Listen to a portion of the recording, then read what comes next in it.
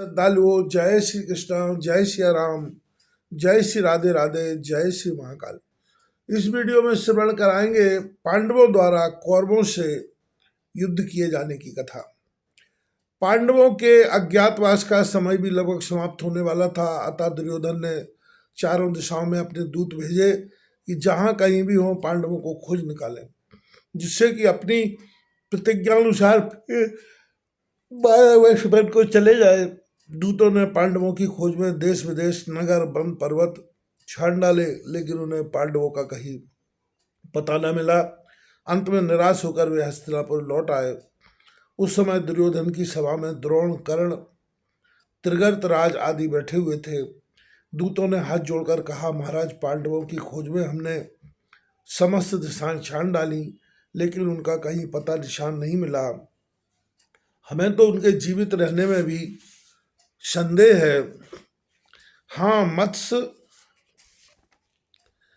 देश में पहुंचने पर एक खबर अवश्य सुनी है कि विराट बलवान पराक्रमी वाले के साले कीचक को सब भाई बंधुओं सहित रात्रि के समय गंधर्वों ने मार डाला।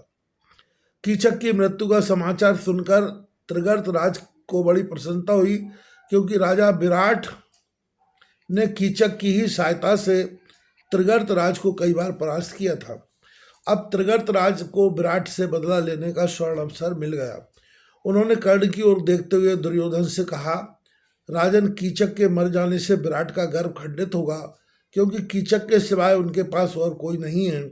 यदि ऐसे समय में हम सब मिलकर मत्स्य देश पर चढ़ाई कर दें तो अवश्य विजय होंगे और वहां से अतुल संपत्ति व सेना भी मिल जाएगी। विराट हमारी अधीनता में आ जाएंगे। इस प्रकार हमारे सैन्य बल और अर्थ शक्ति में वृद्धि ही होगी। कर्ण तथा अन्य सभासदों ने सुशर्मा की बात का अनुमोदन किया। दुर्योधन ने प्रसन्न होकर मत्स्य देश पर चढ़ाई करने की आज्ञा दे दी।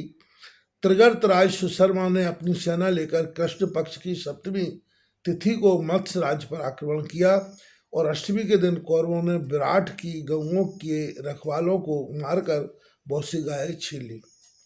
विराट का प्रधान गोप किसी प्रकार अपने प्राण बचाकर नगर की ओर भागा और दरबार में जाकर पुकार की कि महाराज, त्रिगर्त देश के सैनिकों ने हमारे सभी ग्वालों को मार दिया है और समस्त गऊओं को छीन कर ले गए हैं। उन्हें छुड़ाने का आप शीघ्र प्रबंध कीजिए, वरना गऊएं हमारी पहुंच से बाहर निकल जाएंगी। गोप की बात सुनकर विराट ने अपनी सेना एकत्रित की। अनेक राजा और राजपुत्र युद्ध के साज बाज से सुसज्जित होकर नगर से बाहर निकले। राजा विराट ने अपने लघु भ्राता शरणनीक से कहा कि कंक, बल्लभी, तंतिपाल और ग्रांथिक को भी साथ ले लो, क्योंकि भाई भी बड़े वीर हैं। इस प्रकार महारथी पांडव भी छद्मवेश में विराट की सहायता के लिए चले। विराट की सेना गऊओं के पद चिन्हों का अनुसरण करती वेग से आगे बढ़ने लगी और त्रिगर्त की सेना को सूर्यास्त से पहले पकड़ लिया। दोनों ओर के वीर आपस में भिड़ गए। बड़ा रोमांचकारी और भयंकर संग्राम होने लगा। शरणनीक विशालाक्ष ने त्रिगर्त के बहुत योद्धाओं को मार डाला। विराट राज ने 10 बाण मारकर सुशर्मा को घायल कर दिया। सुशर्मा भी बड़ा बांकुरा था। उसने विराट के रथ के घोड़े, अंगरक्षक और सारथी को मार डाला और 50 बाणों से विराट को बींध डाला और उन्हें जीवित ही पकड़कर अपने रथ से बांधकर चल दिया। यह दशा देखकर युधिष्ठिर ने भीम से कहा, हे भीम, जिनकी शरण में रहकर हमने अपना विपत्ति काल बड़े सुखपूर्वक व्यतीत किया है, उन्हीं विराट राज को सुशर्मा बांध कर लिया जाता है। तुम शीघ्र ही महाराज को शत्रुओं से छीन कर लाओ। युधिष्ठिर की आज्ञा पाकर भीम ने एक विशाल वृक्ष को उखाड़ने लगे तो युधिष्ठिर ने कहा, भीम, तुम ऐसा विचित्र युद्ध न करो, नहीं तो कोई तुम्हें पहचान लेगा। तब भीम ने धनुष लेकर सुशर्मा को अपने तीखे बाणों से विचलित कर दिया और उनके सारथी को मार दिया। अवसर पाकर भीम सुशर्मा के रथ पर चढ़ गए और विराट को बंधन मुक्त कर दिया और सुशर्मा को पकड़ लिया। यह देखकर युधिष्ठिर ने कहा, सुशर्मा, दूसरे के धन का अपहरण करने वाला अत्याचारी भला कभी विजय पा सकता है? जाओ, विराट राज को प्रणाम करो और क्षमा मांगो। सुशर्मा बड़ा लज्जित हुआ और वहां से चल दिया। राजा विराट पांडवों के बड़े कृतज्ञ हुए और युधिष्ठिर को अपना राज्य देने लगे। युधिष्ठिर ने कहा, महाराज, हम इसी में पूर्ण संतुष्ट हैं कि आप शत्रु के चंगुल से मुक्ति पा गए। अब आप राजधानी में दूत भेजिए, वहां जाकर आपकी विजय का समाचार सुनाएं। इधर विराट की अनुपस्थिति का लाभ उठाकर कौरवों ने विराट नगरी को घेर लिया और विराट की 60,000 गायें छीन ली और चल दिए। ग्वालों के सरदार ने जाकर राजकुमार उत्तर को सूचना दी और कहा कि इस समय आप ही राजधानी के रक्षक हैं, शत्रुओं से राज्य धन की रक्षा कीजिए। उस समय राजकुमार अंतापुर में बैठे थे। इस बात को सुनकर उन्होंने बड़े गर्व से कहा कि यदि इस समय हमें कोई अच्छा सारथी मिल जाए तो कौरवों को आज हम उनकी करनी का फल उसी प्रकार मजा चखा दें। इस समय द्रौपदी भी वहां थी। उसने उत्तर से कहा, राजकुमार, यह जो हाथी के समान विशालकाय बृहन्नला नाम का युवक है, पहले अर्जुन का सारथी रह चुका है और धनुर्विद्या में भी निपुण है। यदि तुम इससे सारथी का काम ले लो तो अवश्य कौरवों को जीतकर गऊओं को छुड़ा लोगे। द्रौपदी के मुंह से यह बात सुनकर राजकुमार ने अपनी बहन के द्वारा बृहन्नला से अपना सारथी बनने को कहा। इस समय राजधानी में कुमार उत्तर के सिवाय कौरवों से युद्ध करने वाला कोई नहीं। यदि तुम राजकुमार के सारथी का काम कर दो तो बड़ा ही अच्छा हो। अर्जुन ने राजकुमारी की बात मान ली और राजकुमार के पास आए और युद्ध की तैयारी के लिए उन्हें प्रेरणा दी। युद्ध के लिए जाता देखकर उत्तरा आदि राजकुमारियों ने बृहन्नला से कहा, बृहन्नला, कौरवों को पराजित कर उनके रंग बिरंगे कपड़े ले आना, हम अपनी गुड़ियों के कपड़े बनाएंगे। अर्जुन ने हंसकर कहा, यदि तुम्हारे भाई कौरवों को परास्त कर देंगे तो हम कपड़े अवश्य ले आएंगे। इतना कहकर राजकुमार उत्तर और अर्जुन दोनों कौरवों की सेना की ओर चले।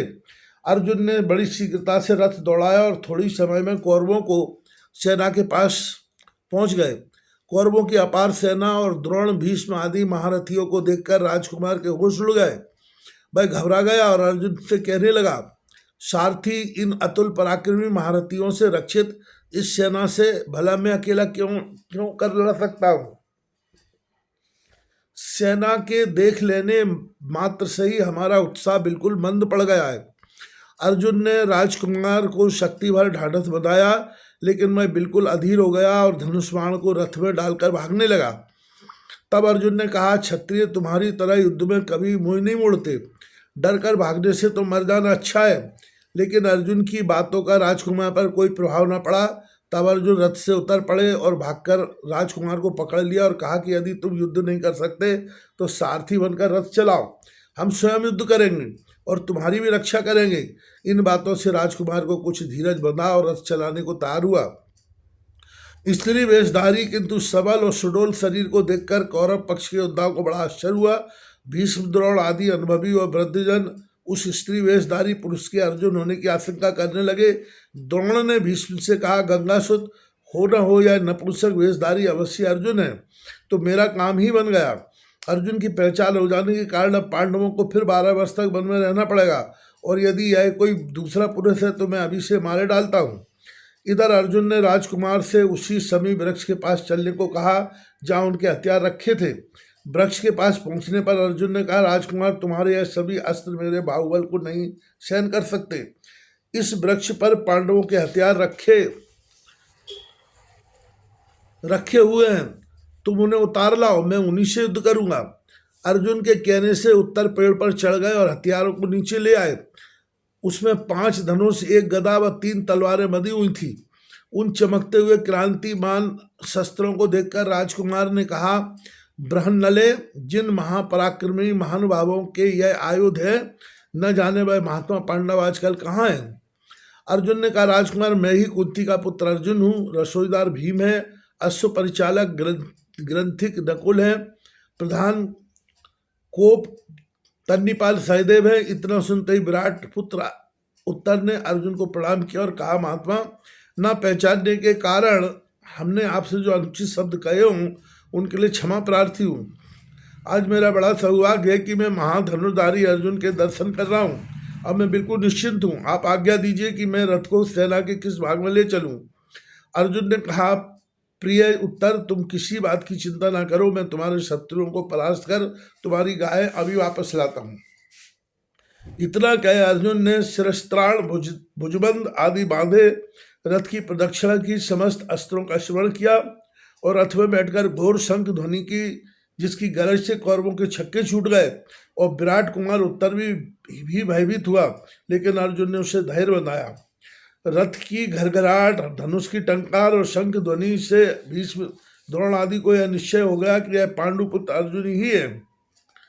तब दुर्योधन ने द्रोण, भीष्म आदि को इंगित करके कहा, जुए में की गई प्रतिज्ञा अनुसार पांडवों का यह 13वां वर्ष, जिसमें कि पांडवों को अज्ञात रूप से रहना पड़ेगा, यदि अर्जुन समय से पहले ही प्रकट हो गया है तो पांडवों को फिर से 12 वर्ष के लिए बच जाना होगा। इसका निर्णय बाबा भीष्म करेंगे कि अज्ञातवास की अवधि समाप्त हो गई अथवा कुछ और समय शेष है।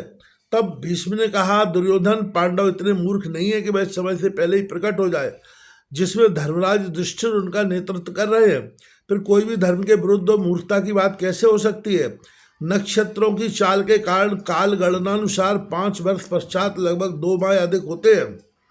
इस हिसाब से तो अवधि से भी 5 माह 12 दिन अधिक हो गए। पांडवों ने सदैव अपनी प्रतिज्ञाओं का सत्यतापूर्ण रूप से पालन किया है, फिर भला इस प्रतिज्ञा से कैसे त्रुटि रह सकती है? अर्जुन ने पूर्ण निश्चय के साथ ही अपने को प्रकट किया है। दुर्योधन, युद्ध से बचने के लिए और न्यायपूर्वक पांडवों का सत्य हथियाने के लिए अब इन कूटनीतियों का सहारा न लो।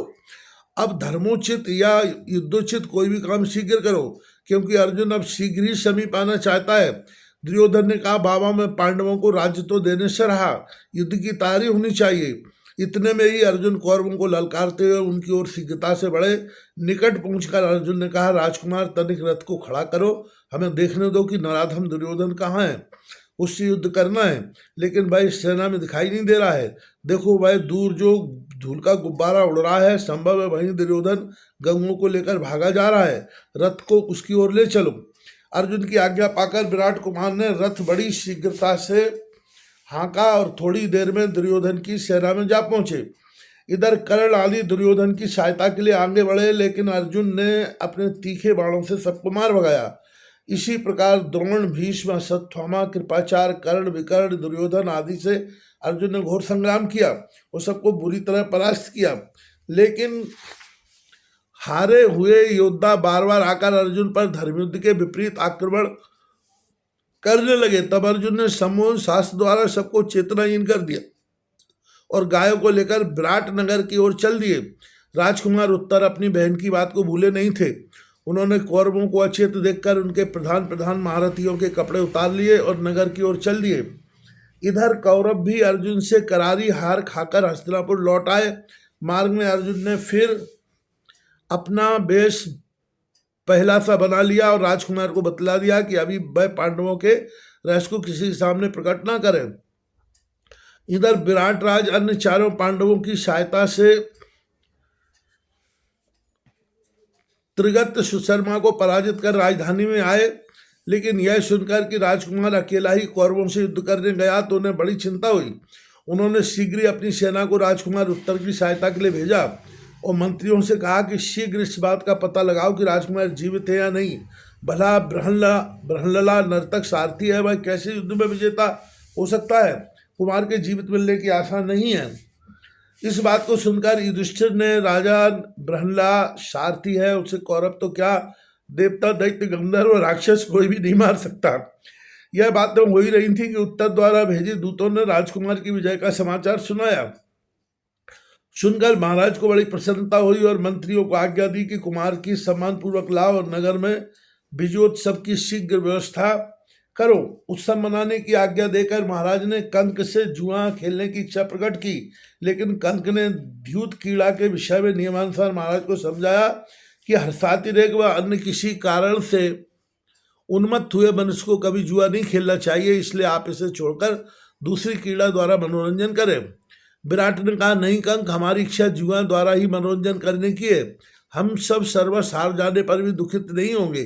तुम निसंकोच होकर हमारे साथ जुआ खेलो। अतः जुआ खेलना प्रारंभ हुआ और साथ साथ उत्तर की विजय के संबंध में महाराज राजकुमार की बड़ाई करने लगे। तब कंक ने कहा, राजन ब्रहणला जिसका सारथी होगा वह युद्ध में अवश्य विजयी होगा। यह बात सुनकर विराट को तनिक क्षोभ हुआ और कहा, कंक क्या हमारा पुत्र कौरवों को नहीं जीत सकता? एक क्षत्रिय के बालक होते हुए तुम एक हिजड़े की बार बार प्रशंसा करते हो। युधिष्ठिर ने कहा, महाराज, भीष्म, द्रोण, कर्ण आदि जगत विख्यात महारथियों को आपका पुत्र जीत सकता है। इस बात से महाराज को अत्यंत क्रोध आया और पांसे उठाकर युधिष्ठिर के मुंह पर मारे। नाक में चोट लग जाने के कारण नाक से रक्त पृथ्वी पर गिरने से पहले ही युधिष्ठिर ने अपनी अंजलि में उसे रोक लिया। उस समय द्रौपदी भी वहीं खड़ी थी। वह शीघ्र ही एक सोने का कटोरा ले आई और नाक के नीचे लगाकर रक्त उसमें ले लिया।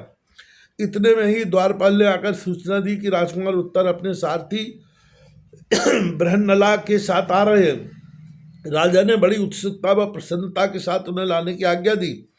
युधिष्ठिर ने द्वारपाल को एकांत में ले जाकर समझाया कि बृहन्नला को उत्तर के साथ मत लाना, कुछ समय पश्चात लाना, क्योंकि वह अकारण ही हमारी नाक से रक्त बहता हुआ देख लेगा तो फिर मथराज का व राजा का बचना मुश्किल है। द्वारपाल ने ऐसा ही किया। पहले राजकुमार उत्तर ने आकर महाराज के चरण स्पर्श किए और कंक को प्रणाम किया। कंक की नाक से रक्त बहता हुआ देखकर राजकुमार ने घबराकर पूछा, इन्हें मारने का यह गुरु अपराध किसने किया है? राजा ने कहा, कुमार, तुम्हारी विजय का समाचार पाकर हमें बड़ी प्रसन्नता हुई और प्रसंगवश तुम्हारी प्रशंसा भी करने लगे, लेकिन हठी व दुराग्रही कंक ने हमारी बात का तिरस्कार कर उस नपुंसक बृहन्नला की प्रशंसा की। मैंने ही इसे मारा है। कुमार ने कहा, हे पिता, यदि आप हमारी और अपनी कुशलता चाहते हैं तो इस विप्रदेव से क्षमा मांगिए, वरना ब्रह्म श्राप से हम सभी नष्ट हो जाएंगे। विराट युधिष्ठिर से क्षमा मांगने लगे। तब युधिष्ठिर ने कहा, राजन, हम विप्रों का क्षमा तो सबसे प्रधान कर्तव्य है और हम अपने कर्तव्य का पूर्ण रूप से पालन करते हैं। आप निर्भय रहिए, हमने आपको क्षमा किया। जब युधिष्ठिर की नाक से रक्त बहना बंद हो गया तब बृहन्नला भी आए और राजा को प्रणाम किया। विराट ने बृहन्नला के सामने भी उत्तर की भूरी भूरी प्रशंसा की और कहा कि पुत्र, कौरव सेना का महारथियों को तुमने युद्ध में किस प्रकार पराजित किया? तुमने अकेले ही इन सबसे युद्ध कर किस प्रकार विजय प्राप्त की? महाराज की बात सुनकर उत्तर ने कहा, पिता देव, यह विजय मेरी विजय नहीं, यह तो एक देव कुमार की कृपा का फल है। जो कुछ भी किया है सब उन्होंने किया है। तब विराट ने पूछा कि भाई वीरवर देवपुत्र कहाँ हैं? उनके दर्शन अवश्य करूंगा। कुमार ने कहा, वह तो युद्ध समाप्त हुई, जहाँ से आए थे वहीं चले गए। वह कल या परसों या अवश्य पधारेंगे। इतना कहकर राजकुमार बृहन्नला को साथ लेकर अंतापुर में गए। वहां जाकर बृहन्नला ने कौरवों से उतारे हुए कपड़े राजकुमारी उत्तरा को दिए। बृहन्नला ने रात्रि को कंक से अपने वास्तविक रूप में प्रकट होने की मंत्रणा की।